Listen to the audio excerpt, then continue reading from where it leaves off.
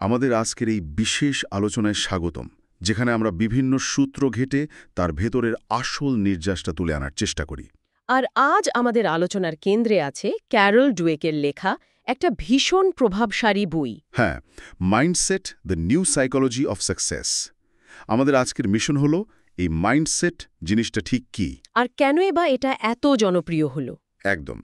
শিক্ষা, ব্যবসা থেকে শুরু করে ব্যক্তিগত জীবনেও এটা একটা ঝড় তুলেছে। সেটা একটু খতিয়ে দেখা দরকার।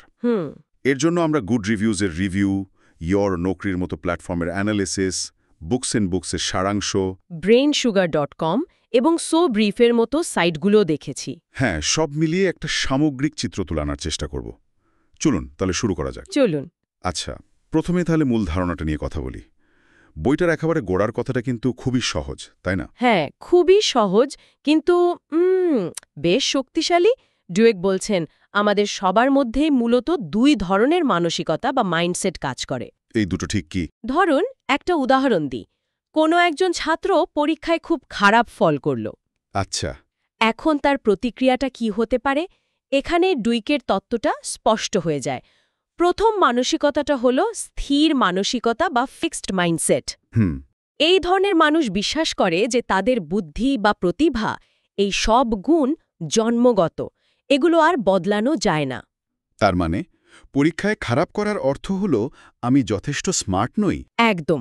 আমার দ্বারা এটা হবে না, এটা একটা চূড়ান্ত রায়ের মতো। ফলে তারা নতুন চ্যালেঞ্জ নিতে ভয় পায়। কারণ ব্যর্থ হওয়া মানেই তো তাদের সীমাবদ্ধতা প্রমাণ হয়ে যাওয়া। ঠিক। আর দ্বিতীয়টা হলো এর ঠিক উল্টো, মানে বিকাশমুখী মানসিকতা। হ্যাঁ, বা গ্রোথ মাইন্ডসেট। এই মানসিকতার মানুষ বিশ্বাস করে যে চেষ্টা, সঠিক কৌশল আর শেখার মাধ্যমে যে কোনো দক্ষতাই বাড়ানো সম্ভব। তাদের কাছে বুদ্ধি বা প্রতিভা স্থির কিছু নয়। না, ওটা কেবল একটা শুরু মাত্র। তাই পরীক্ষায় খারাপ করার পর তারা ভাবে, আচ্ছা, আমার পড়ার পদ্ধতিতে হয়তো কোনো ভুল ছিল, অথবা আরও বেশি খাটতে হবে। হ্যাঁ, বা নতুন কোনো কৌশল বের করতে হবে। তাদের কাছে ব্যর্থতা কোনো শেষ কথা নয়, বরং একটা ফিডব্যাক, যা থেকে শেখা যায়। বাহ! তার মানে আসল খেলাটা আমাদের মাথার ভেতরেই চলছে। একই ব্যর্থতা একজনের কাছে শেষ সিগন্যাল দিচ্ছে, আর অন্যজনের কাছে এখান থেকে নতুন কি শিখব, এই প্রশ্নটা তৈরি করছে। একদম। সূত্রগুলোতে একটা খুব চালু কথা আছে না, দ্য পাওয়ার অফ ইয়েট। হ্যাঁ, মানে আমি এটা পারি না বলার বদলে ভাবা, আমি এটা এখনও পারি না। ঠিক। এই ছোট্ট এখনও শব্দটা পুরো সমীকরণটাই কিন্তু বদলে দেয়। ব্যর্থতাকে একটা পূর্ণচ্ছেদ না ভেবে একটা কমা হিসেবে দেখা। আর এটাই মানুষকে অনেক বেশি সহনশীল বা রেজিলিয়েন্ট করে তোলে। তাহলে এটা তো শুধু একটা একাডেমিক তত্ত্ব নয়, আমাদের দৈনন্দিন জীবনের প্রায় সব ক্ষেত্রে এর একটা ছাপ থাকার কথা। অবশ্যই। সূত্রগুলো এর বাস্তব প্রয়োগ নিয়ে কি বলছে? যেমন ক্লাসরুমের কথাই যদি ধরি, ক্লাসিক উদাহরণ হলো যখন বাচ্চাদের তাদের বুদ্ধির জন্য প্রশংসা করা হয়, ওয়াও, তুমি তো খুব স্মার্ট, তখন তারা ভাবতে শুরু করে যে এই স্মার্টনেস একটা স্থায়ী পরিচয়। একদম। ফলে তারা আর কঠিন কোনো চ্যালেঞ্জ নিতে চায় না, পাছে ভুল করে তাদের স্মার্ট তকমাটা হারিয়ে যায়। মজার ব্যাপার। আর অন্যদিকে যে বাচ্চাদের তাদের চেষ্টার জন্য প্রশংসা করা হয়, তুমি যেভাবে সমস্যাটা সমাধান করার জন্য লেগেছিলে, সেটা অসাধারণ। তারা শেখে যে চেষ্টার মূল্য আছে। হ্যাঁ, তারা কঠিন চ্যালেঞ্জকে ভয় পায় না, কারণ তারা জানে যে ভুল করাটাও শেখারই একটা অংশ। এটা শুনতে দারুণ লাগে, কিন্তু এখানে কি একটা ফাঁদ নেই? মানে শুধু চেষ্টা করো বললে কি সুবিধাবঞ্চিত ছাত্রছাত্রীদের ওপর আরও বেশি চাপ তৈরি হতে পারে? এটা একটা অসাধারণ প্রশ্ন, যাদের হয়তো চেষ্টার জন্য প্রয়োজনীয় রিসোর্স বা সঠিক পরিবেশই নেই। আর বইটার সবচেয়ে বড় সমালোচনাগুলোর মধ্যেই কিন্তু এটাই একটা। ডুয়েক নিজেও পরে এই বিষয়টা স্পষ্ট করেছেন। তাই হ্যাঁ, এখানে ফলস গ্রোথ মাইন্ডসেট বা ভুল বিকাশমুখী মানসিকতার ধারণাটা আসে। শুধু মুখে চেষ্টা করো বলাটাই গ্রোথ মাইন্ডসেট নয়। আচ্ছা, কেউ যদি একটা ভুল কৌশলী বারবার প্রয়োগ করে যায়, তাহলে তো ফল আসবে না। আসল গ্রোথ মাইন্ডসেট হল চেষ্টার পাশাপাশি কৌশল বদলানো, অন্যদের থেকে সাহায্য চাওয়া এবং নিজের ভুল থেকে শেখা। শুধু অন্ধ প্রচেষ্টা নয়, বরং বুদ্ধিদীপ্ত প্রচেষ্টা। তার মানে শুধু মানসিকতার পরিবর্তনই যথেষ্ট নয়, পারিপার্শ্বিক অবস্থা আর সঠিক কৌশলও সমান গুরুত্বপূর্ণ। একদম। এই বিষয়টা তো শুধু পড়াশোনার ক্ষেত্রেই নয়, কর্পোরেট জগতেও খাটে। কিভাবে? সূত্রগুলো বলছে বিকাশমুখী মানসিকতার নেতারা এমন একটা কাজের পরিবেশ তৈরি করেন যেখানে কর্মীরা নতুন কিছু চেষ্টা করতে বা ভুল করতে ভয় পায় না। তারা ফিডব্যাককে ব্যক্তিগত আক্রমণ হিসেবে দেখে না। ঠিক, বরং উন্নতির সুযোগ হিসেবে দেখে।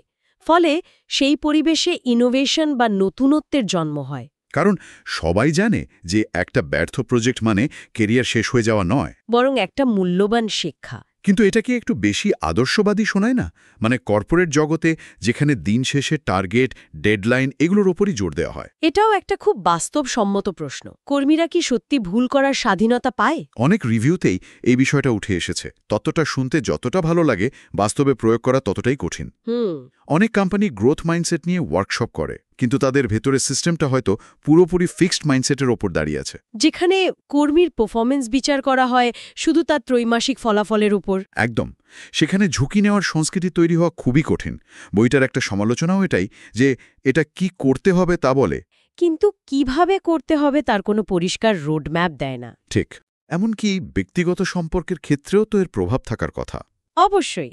সম্পর্কের মধ্যে চ্যালেঞ্জ এলে ফিক্সড মাইন্ডসেটের মানুষ ভাবে ও এমনই, ও কখনো বদলাবে না। আর গ্রোথ মাইন্ডসেটের মানুষ?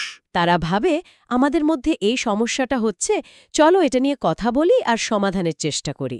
তারা সমস্যাটাকে দুজনের কমন চ্যালেঞ্জ হিসেবে দেখে। হ্যাঁ, কোনো একজনের ব্যক্তিগত ত্রুটি হিসেবে নয়। এই দৃষ্টিভঙ্গিটা সম্পর্ককে অনেক মজবুত করতে পারে। এত কিছু শোনার পর একটা জিনিস পরিষ্কার, যে ধারণাটার অনেক গভীরতা আছে। কিন্তু এত সমালোচনা সত্ত্বেও বইটা তো বেস্ট সেলার। জনপ্রিয়। এর পেছনে কারণটা কি বলে মনে হয়? সূত্রগুলো এর শক্তি হিসেবে কোন বিষয়গুলোকে চিহ্নিত করেছে? এর জনপ্রিয়তার পেছনে কয়েকটা বড় কারণ আছে। প্রথমত, এর অবিশ্বাস্য বিস্তৃতি। মানে এটা সবার জন্য? হ্যাঁ, আপনি ছাত্র হন বা শিক্ষক, অ্যাথলিট হন বা সিইও, বাবা মা হন বা শিল্পী, সবার জন্যই এই ধারণার মধ্যে কিছু না কিছু আছে। আর বইটার ভাষাটাও তো বেশ সহজ, তাই না?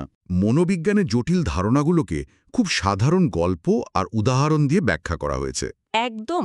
মাইকেল জর্ডানের মতো খেলোয়াড় থেকে শুরু করে সাধারণ ছাত্রছাত্রী সবার উদাহরণ ব্যবহার করা হয়েছে। ফলে যে কেউ এর সাথে সহজে সংযোগ স্থাপন করতে পারে। আর তৃতীয় এবং সম্ভবত সবচেয়ে গুরুত্বপূর্ণ কারণ হল এর অনুপ্রেরণামূলক বার্তা। কোন বার্তাটা? এই বার্তা যে আমরা আমাদের পরিস্থিতির শিকার নই, আমাদের হাতেই নিজেদের বদলানোর ক্ষমতা আছে। ব্যর্থতা মানেই অক্ষমতা নয়, বরং এটা শেখার একটা সুযোগ। ঠিক। এই আশা জাগানো কথাটা পাঠকদের মনে গভীর প্রভাব ফেলে। বিশেষ করে যারা বারবার ব্যর্থ হয়ে হতাশ, তাদের জন্য এই বইটা একটা নতুন দিশা দেখায়। আর চতুর্থত, এর বাস্তব প্রভাব। হ্যাঁ, ভালো হোক বা মন্দ, এই বইটা সারা বিশ্বের স্কুল সিস্টেম, কর্পোরেট ট্রেনিং এবং কোচিং জগতে একটা বাস্তব পরিবর্তন এনেছে। অভাব। কিন্তু সূত্রগুলোতে কি আরও কোনো বড় দুর্বলতার কথা বলা হয়েছে? যেমন ধরুন বইটার গঠন বা এর বৈজ্ঞানিক ভিত্তি নিয়ে? হ্যাঁ, এই দুটো বিষয় নিয়েও বেশ জোরালো সমালোচনা আছে। অনেক পাঠকের মতে বইটা বেশ পুনরাবৃত্তিমূলক। মানে একঘেয়ে কিছুটা। মূল ধারণাটা প্রথম ২-৩ অধ্যায়েই পরিষ্কার হয়ে যায়। এরপর বাকি বই জুড়ে একই কথা বোঝানোর জন্য বিভিন্ন উদাহরণ বারবার ব্যবহার করা হয়েছে। কিছু রিভিউতে তো এমনও বলা হয়েছে যে এটা একটা চমৎকার ব্লগ পোস্ট ছিল, যেটাকে টেনে একটা পুরো বই বানানো হয়েছে। ঠিক এই কথাটা। তার মানে মেসেজটা শক্তিশালী হলেও ডেলিভারিটা অনেকের কাছে একঘেয়ে লাগতে পারে। আর বৈজ্ঞানিক ভিত্তি নিয়ে কি প্রশ্ন উঠেছে? এটা একটু টেকনিক্যাল, কিন্তু গুরুত্বপূর্ণ। মনোবিজ্ঞানের জগতে একটা গবেষণার গ্রহণযোগ্যতা নির্ভর করে রিপ্রোডিউসিবিলিটি বা পুনরাবৃত্তির ওপর। অর্থাৎ অন্য বিজ্ঞানীরা একই পদ্ধতিতে পরীক্ষাটা করলে একই ফল আসবে কি না। দুইকের কিছু মূল গবেষণার ফল অন্য ল্যাবে বারবার চেষ্টা করেও পাওয়া যায়নি। ও, সাধারণ পাঠকদের জন্য এটা হয়তো বড় কোনো ব্যাপার নয়, কিন্তু একাডেমিক জগতে এটা একটা বড় প্রশ্নচিহ্ন তৈরি করে। তার মানে এই নয় যে ধারণাটা ভুল। না, তা নয়, কিন্তু এর প্রভাব হয়তো যতটা জোরালোভাবে দাবি করা হয় ততটা নয়। আর সবশেষে মানুষকে শুধু স্থির আর বিকাশমুখী এই দুটো ভাগে ভাগ করে ফেলাটাও তো একটা সমস্যা, তাই না? অবশ্যই। বাস্তবে তো আমরা এতটা সাদা-কালো নই। বেশিরভাগ মানুষই জীবনের বিভিন্ন ক্ষেত্রে এই দুটো মানসিকতার মিশ্রণ। যেমন কেউ হয়তো তার কাজের ক্ষেত্রে দারুণ বিকাশমুখী, কিন্তু ব্যক্তিগত সম্পর্কের ক্ষেত্রে খুব স্থির মানসিকতার, পরিবর্তনকে ভয় পায়। অথবা কেউ গণিতে নিজেকে দুর্বল ভেবে স্থির মানসিকতা পোষণ করে, কিন্তু ছবি আঁকার ক্ষেত্রে সে সবসময় নতুন কিছু চেষ্টা করতে রাজি। ঠিক তাই। বইটাতে এই মিশ্রণের কথা স্বীকার করা হলেও এই জটিলতা নিয়ে খুব বেশি গভীরে যাওয়া হয়নি। তাহলে সব মিলিয়ে আমরা কি বুঝলাম? একদিকে এটা একটা অত্যন্ত শক্তিশালী ধারণা যা আমাদের শেখার এবং ব্যর্থতাকে দেখার দৃষ্টিভঙ্গিটাই বদলে দিতে পারে। অন্যদিকে এর সরলীকরণ, প্রমাণের ভিত্তি এবং বাস্তব প্রয়োগ নিয়ে কিছু বৈধ সমালোচনাও রয়েছে। যা উপেক্ষা করার মতো নয়। একদম। সূত্রগুলোর চূড়ান্ত রায় অনেকটা এরকম: মাইন্ডসেট একটা যুগান্তকারী, চিন্তা জাগানো বই। আমাদের বিশ্বাস যে আমাদের ক্ষমতাকে প্রভাবিত করে, এই মূল বার্তাটা খুবই শক্তিশালী। তবে এর সরল কাঠামো আর কিছুটা পুনরাবৃত্তিমূলক গল্প বলার ভঙ্গি কিছু পাঠককে হতাশ করতে পারে। হ্যাঁ, তাই বলা যেতে পারে এটা একটা অসাধারণ ফিলসফি, কিন্তু হয়তো একটা পারফেক্ট সায়েন্টিফিক রেসিপি নয়। সুতরাং যারা আত্মউন্নতিতে আগ্রহী, বিশেষ করে শিক্ষক, অভিভাবক এবং কোচ, তাদের জন্য এটা একটা চমৎকার সূচনা হতে পারে। এটা চিন্তার একটা নতুন দরজা খুলে দেয়। কিন্তু শুধু এই বইয়ের উপর নির্ভর না করে গভীর কৌশল বা প্রমাণভিত্তিক পদ্ধতির জন্য এর সাথে অন্য বই বা উৎসের সাহায্য নেওয়াটাই হয়তো বুদ্ধিমানের কাজ হবে। আমাদের শ্রোতাদের জন্য একটা শেষ চিন্তার খোরাক রেখে যাই, কি বলেন? অবশ্যই।